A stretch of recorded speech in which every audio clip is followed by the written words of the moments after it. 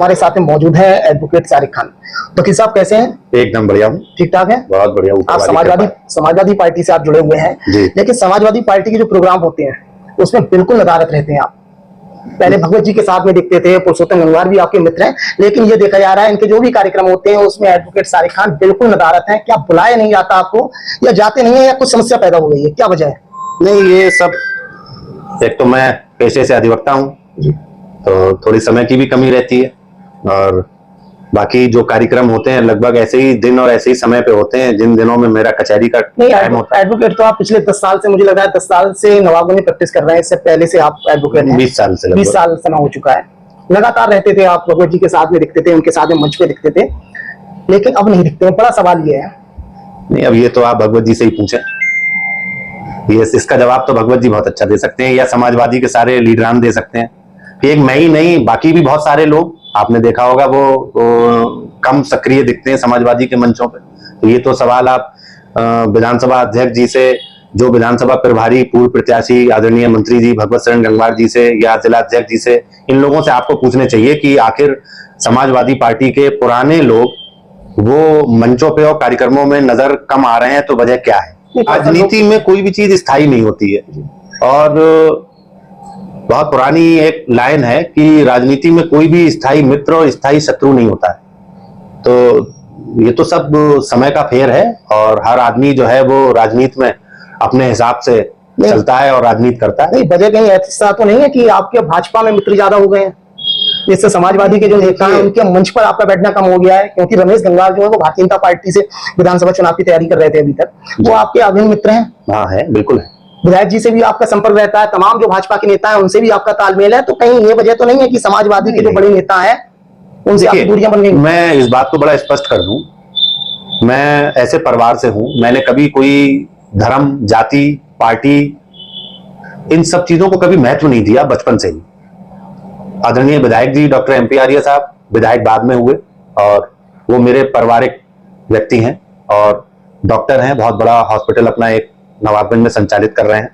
मेरे पिताजी से, उनके परिवार के, जब मेरे पिताजी भी राजनीति में नहीं थे और वो भी राजनीति में नहीं थे, मेरे पिताजी व्यापारी थे, इंजन का कारोबार था, तब से उनके परिवार से मिलना जुलना है। आदरणीय भगवत शरण गंगवार जी से आपने सुना होगा, वो मामू कहते हैं, तो उनसे भी पारिवारिक रिश्ते हैं। रमेश जी से मेरी बहुत करीबी दोस्ती है। इन सारे लोगों से मेरा कोई राजनीतिक या कोई बीजेपी और समाजवादी के नाते रिश्ते नहीं है। लेकिन ये लोग तो राजनीतिक हैं। हाँ बिल्कुल है। आप संबंध आपके सब तरफ है, लेकिन समर्थन तो एक ही साइड में करेंगे आप। वो भगवत शरण को किया आदरणीय, पिछली बार जब चुनाव आया तो समाजवादी के साथ रहे और आदरणीय भगवत शरण गंगवार जी को समर्थन किया। लोग कहते हैं रमेश जी के साथ में आप लगातार, आप नहीं, मैं आज भी हूँ, तो नहीं, मैं टिकट में उनके साथ की तरफ चले गए आप। मैं रमेश जी के साथ टिकट के किसी प्रयास में नहीं था, आप मेरा कोई भी नहीं बता सकते। उनकी रैली थी भाजपा से, मैं उसमें भी नहीं था। मैं उनके समाज सेवा में उनके साथ रहता हूँ। वो शादियां करते हैं, वो टूर्नामेंटों में जाते हैं, वो गरीब बच्चों के लिए कुछ करते हैं, तो मैं उनके साथ रहता था, रहता हूँ और रहता रहूं। तो सामाजिक कार्य वहां तक सीमित हैं, या उनके जो राजनीतिक सफर है वहां भी आपने? राजनीतिक सफर में अभी वो किस पार्टी में है आप बताएं मुझे, कहीं उनकी गाड़ी पे कोई झंडा हो या किसी पार्टी में हो? वही आपसे पूछना चाह रहा हूँ, कौन सी पार्टी? ये तो आप उन्हीं से पूछो ना, वो किस पार्टी में है। मुझे तो नहीं लगता वो किसी पार्टी में है। मेरे हिसाब से वो अच्छे आदमी है, समाज सेवी है, समाज में लोगों से जुड़ाव रखते हैं, लोगों से प्रेम करते हैं, गरीबों, मजलूमों, शिक्षा करने वाले बच्चों की, खेलने वाले लोगों की मदद करते हैं। अच्छे आदमी है, मेरी उनसे दोस्ती है, इसमें क्या छुपाना। इस समय आपकी निगाह में कोई सी पार्टी से नहीं है वो? नहीं, मेरे हिसाब से वो किसी पार्टी में नहीं, क्योंकि उनके नाम के आगे लिखा हुआ होता था भाजपा नेता। नहीं, वो लिखा होने से कुछ नहीं होता है। भारतीय जनता पार्टी से मैं भाजपा से या किसी पार्टी से जुड़ा हुआ तब मानता हूं जैसे मैं कहता हूं मंच से और माइक से, आपके इंटरव्यू में कह रहा हूं मैं समाजवादी से जुड़ा हुआ हूं। आप उनका इंटरव्यू लीजिए, आप उनसे पूछिए कि वो किस पार्टी से टिकट मांग रहे हैं, किस पार्टी से जुड़े हुए हैं। इसका जवाब मैं कैसे दे सकता हूं? जानकारी आपके पास में तो होगी कुछ? नहीं, दूसरे की जानकारी देने का कोई औचित्य नहीं। दूसरे की जानकारी मुझसे देने का ये कोई औचित्य नहीं है, मैं अपनी दे सकता हूँ। समाजवादी पार्टी से एक तरफ भगवत जी हैं, इनके आपके परिवार के पारिवारिक रिश्ते हैं, दूसरी तरफ पुरुषोत्तम प्रमुख हैं। हाँ हाँ। तो अगर इन दोनों लोगों की क्षमताओं का अगर आकलन किया जाए तो किस तरीका से करेंगे आप? ये तो पार्टी नेतृत्व का काम है, ये तो आदरणीय अखिलेश यादव जी इसका आकलन करेंगे।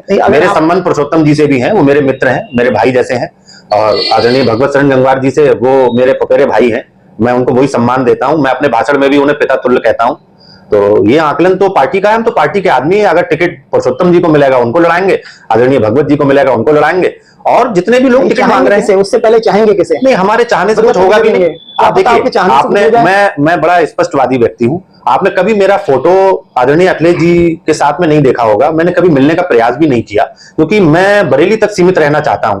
मैं जिलाध्यक्ष महोदय भाई शुभलेश यादव जी और अपने विधानसभा के प्रभारी और यहाँ के नेताओं के टच में रहता हूं। मुझे कोई बात अगर पहुंचानी होगी अखिलेश जी तक, तो मैं आदरणीय जिलाध्यक्ष जी और आदरणीय प्रभारी जी के माध्यम से पहुंचाऊंगा। मैं इससे आगे टिकट की क्या मैं अपनी इच्छा व्यक्त कर सकता हूं, और मेरी कौन सुनेगा? नहीं, लोग तो सुनेंगे, यहाँ की विधानसभा जनता सुनेगी। बात जनता की कीजिए। आप लोग पत्रकार हैं, आप लोग संविधान में मजबूत स्तंभ के रूप में हैं, आप लोग जमीनी मुद्दों पर बात कीजिए। आप लोग जनता के बीच में जाइए, आप लोग नेताओं से सवाल जवाब करके आप लोग उनको उलझाने का प्रयास मत कीजिए। आप जनता के बीच जाइए और जनता से जानकारी करिए कि आखिर समाजवादी पार्टी से कौन प्रत्याशी होना चाहिए, भाजपा से कौन प्रत्याशी होना चाहिए। जो समाज के बीच में रहेगा, जो समाज के लिए काम करेगा, वो प्रत्याशी होगा। जो जनता की आवाज आएगी, आपकी आवाज लखनऊ और दिल्ली लेवल तक पहुंचेगी और पार्टियां उनको टिकट देंगी। वकील साहब, जानना चाह रहा हूं, आजाद समाज पार्टी जो है, चर्चा ये चल रही है कि शारिक खान जो वकील साहब हैं वो विधानसभा चुनाव की तैयारी कर रहे हैं। जो आजाद समाज पार्टी के जो बड़े नेता हैं वो संपर्क में हैं, विधानसभा चुनाव की बात भी होती होगी। हर तरह की बात होती है, ऑफर रहते हैं मेरे पास, लोग मुझसे कहते हैं आप चुनाव लड़िए विधानसभा का। तो क्या करेंगे? समाजवादी पार्टी के जो पूर्व मंत्री भगवत सरन गंगवार, जो आपके पापा को अपना मामू कहते हैं, आपको भाई कहते हैं, उन्हें छोड़ देंगे फिर? नहीं, राजनीतिक मामू और पापा का रिश्ता राजनीतिक रिश्ता थोड़ी हुआ, ये तो पारिवारिक रिश्ता, ये कैसे छूट जाएगा? नहीं, ये तो रहेगा ही रहेगा। तो चुनाव में साथ नहीं देंगे? नहीं, वो समय बताएगा कि उस समय पे क्या होगा, वो किस पार्टी से लड़ेंगे, क्या परिस्थिति बनेगी, मैं लड़ूंगा, कौन लड़ेगा, वो लड़ेंगे, पुरुषोत्तम जी लड़ेंगे, ये क्या पता है? यानी मन में इच्छा है आपके, विधानसभा के अंदर आपको क्या लग रहा है कि ये विकास कार्य में ये होना चाहिए, अब वो नहीं हो पाया है? नहीं, देखिए, मैंने कई बार आपके चैनल के माध्यम से भी एक मांग ये उठाई। मैं बहुत बड़ी परेशानी महसूस करता हूं कि छात्रों को और बुजुर्गों को खुले में खड़े होना पड़ता है, रोडवेज की एक बड़ी कमी है। और मैंने कई बार आदरणीय विधायक जी के स्टेटमेंट भी देखे कि उन्होंने रोडवेज के लिए मांग की है, लेकिन अभी तक कहीं धरातल पे मुझे कहीं रोडवेज का निर्माण कार्य शुरू होता हुआ नजर नहीं आया। तो मेरी ये मांग है पुनः कि रोडवेज बस स्टैंड के लिए नवाबगंज में एक बार प्रयास किया जाए। दूसरा, एक बच्चों के लिए आजकल मैं देख रहा हूं कि खेल की तरफ बड़ा रुझान बच्चों का बढ़ रहा है, जो एक अच्छी बात है। मैं गांव-गांव देख रहा हूं क्रिकेट टूर्नामेंट और वॉलीबॉल टूर्नामेंट चल रहे हैं, तो इसके लिए नवाबगंज में एक स्टेडियम की स्थापना की जाए कहीं ना कहीं से, ताकि बच्चे हमारे यहाँ के जो अच्छे खिलाड़ी हैं वो आगे बढ़ें और प्रदेश और देश में हमारा नाम रोशन करें। बाकी तो सारे काम देखिए, सरकारें बदलती रहती हैं, काम चलते रहते हैं, सड़कें बनती रहती हैं, पुल खड़ंजे पड़ते रहते हैं, कुछ ज्यादा बनते हैं, कुछ कम बनते हैं, और चल रहे हैं काम। बाकी ये मेन मुद्दे यही हैं, गौवंशीय जो जानवर सड़कों पे हैं, इससे किसान भी परेशान है, और आए दिन नगर में और सड़कों पे गाड़ियों से और लोगों से इनकी दुर्घटनाएं हो रही हैं, लोग घायल हो रहे हैं। इसके बारे में भी सरकार से मेरी मांग है, जनप्रतिनिधियों से मेरी मांग है कि इस बारे में भी पुनः विचार किया जाए। आपके यहाँ भी देखा जाता है, तमाम लोग आते रहते हैं, मदद की आपसे मांग करते हैं, आप लगातार प्रयास भी करते रहते हैं, तो लोगों का ये रुझान रहता है कि शारिक खान वकील साहब हैं, वो आगे चुनाव लड़ने की कोई तैयारी कर रहे हैं, तो वो आखिर कौन सा चुनाव होगा जो आपके मन में है? देखिए, ये इसलिए मैं नहीं कह सकता आपसे कि मेरे यहाँ कोई नया नहीं है लोगों का आना जाना। मैं एक राजनीतिक परिवार से हूँ। मेरे वालिद साहब हाजी शफन मियाँ साहब एलडीबी बैंक के चेयरमैन रहे हैं, विधानसभा भी लड़े हैं, ब्लॉक प्रमुखी भी लड़े हैं, और राजनीतिक रूप से काफी सक्रिय रहे हैं। तो और फिर मैं पेशे से अधिवक्ता भी हूँ, तो लोगों का मेरे यहाँ पहले से राजनीति के जरिए आना जाना रहा है, और आज वकालत के जरिए भी लोग आते हैं, और मैं कानून से और लोगों के फोन से और लोगों से कहलवा के जहां तक हो सकता है लोगों की मदद करता हूं और लोगों का सम्मान करता हूं। जनता ने, मेरे लोगों ने, आप पत्रकार साथियों ने और पार्टी ने और लोगों ने मुझे सहयोग किया, तो निश्चित रूप से चुनाव लड़ूंगा नगरपालिका नवाबगंज चेयरमैन के लिए।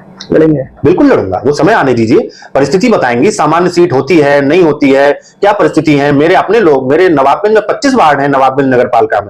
मैं हवाई बात नहीं करता, मैं वकालत के पेशे से हूं, और मैं पहले लिखित में अपना काम करता हूं। मैंने पूरा सर्वे किया हुआ है, मैंने 25 वार्डों का सर्वे किया हुआ है। मैंने अभी आपसे कहा भी कि जैसे लोग राजनीति में बहुत जल्दबाजी कर जाते हैं, लोग विधानसभा चुनाव के लिए तैयारियां करने लगते हैं, तो इतना आसान नहीं है। एक बड़ा विधानसभा क्षेत्र है, एक बड़ी तादाद में वोटर हैं, यहाँ बड़े गांव हैं, बड़ी समस्याएं हैं, लोगों से जुड़ना पड़ेगा। अच्छा शारिक भाई, चर्चाएं ये है कि आपके तालमेल बिगड़ गए हैं कुछ जो समाजवादी के यहाँ के जो दावेदार हैं उनसे, क्योंकि ये देखा गया था कि होली मिलन का जो कार्यक्रम रखा था पुरुषोत्तम गंगवार जी ने, वहां पर आप नहीं पहुंचे। हाँ, तो हाँ। तमाम तरह की चर्चाएं चल रही थी, बोले नाराज हो गए सारे खान वकील साहब, इसलिए नहीं पहुंचे और भगवत जी के कार्यक्रम अब वहां भी नहीं पहुंच रहे हैं। तो ये सवाल है जो घूम रहा है पूरे नवाबगंज में कि कुछ ना कुछ वजह है।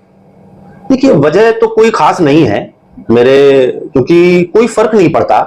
आज की जो राजनीतिक समीकरण है, उन समीकरणों के अनुसार किसी भी मुस्लिम समुदाय के नेता का नाराज होने से किसी भी समाजवादी के प्रत्याशी पे कोई फर्क नहीं पड़ता।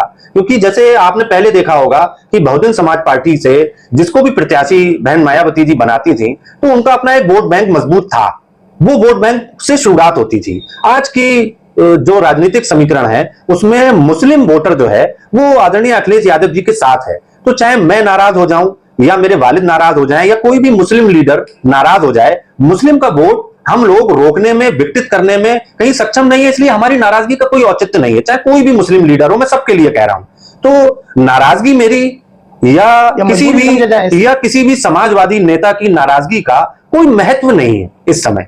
और मैं किस वजह से नहीं गया, मैं किस वजह से कार्यक्रमों में नहीं जाता हूं, ये मैं बता चुका आपको। मेरे पास लोग आते हैं, मेरे पास राजनीतिक पार्टियों ने संपर्क किया। आजाद समाज पार्टी के एक वरिष्ठ नेता ने मुझसे कहा कि नवाबगंज की जो राजनीतिक समीकरण है, आप विधानसभा की तैयारी कीजिए, आप विधानसभा लड़िए, आपकी राजनीतिक परिवार से नाम आता है आपका, आपके पिताजी विधानसभा लड़े हैं।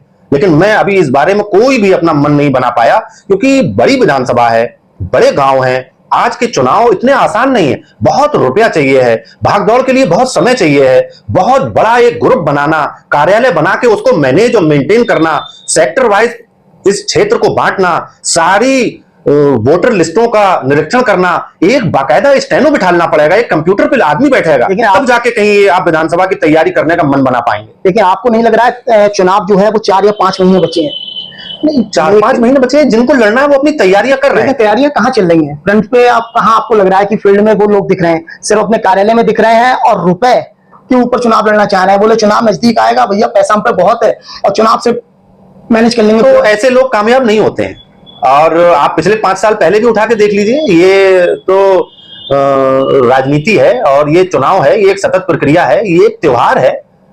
हमारा जो देश है वो लोकतांत्रिक देश है, तो ये चुनाव इसका एक त्योहार है, हर 5 साल पे आता है, लोग तैयारियां करते हैं। लेकिन जो आप कह रहे हो कि लोग एसी में बैठ के और राजनीति करके विधानसभा का चुनाव लड़ना चाहते हैं, ऐसे लोग कामयाब नहीं हो पाते हैं। कामयाब वही लोग होते हैं जो रातों दिन के हिसाब से जनता की आवाज उठाते हैं, जनता के बीच में रहते हैं, समाज के हर तबके से मिलके चलते हैं और सबको सम्मान देते हैं, सबके साथ बैठ के लोगों की समस्याओं को हर संभव निपटाने का प्रयास करते हैं। वही लोग बनते हैं विधायक, बिल्कुल वही बनते हैं। आप देख लीजिए, ऐसा सब कुछ नहीं है फिलहाल। नहीं, कुछ नहीं, पैसा कुछ नहीं है। मैंने ये भी देखा है कि जब नवाबगंज में विधानसभा के चुनाव में आदरणीय स्वर्गीय चेतराम गंगवार जी का कांग्रेस पार्टी ने टिकट काट दिया और वो निर्दलीय चुनाव लड़े। जनता के बीच उनका इतना स्नेह था कि वो निर्दलीय के रूप में चुनाव जीत के आए। और आदरणीय भगवत शरण गंगवार जी जब भाजपा से विधायक थे, उसके बाद समाजवादी में आए और लोगों के साथ में उन्होंने अपना संबंध बनाया, लोगों के बीच में उठना बैठना किया। एक बड़ी तादाद में समाजवादी पार्टी के साथ मुस्लिम और सारे समाज के लोगों ने जुड़ के उनको चुनाव जिताने का काम किया। और जब उन्होंने अपने लोगों से दूरी बनाना शुरू की, जब उन्होंने अपना जो उनका एक एजेंडा था, जिस हिसाब से वो राजनीति करते थे, जब उन्होंने उसके अंदर जरा भी बदलाव लाने का प्रयास किया, तो जनता ने उनको नकार के उनको हरा दिया।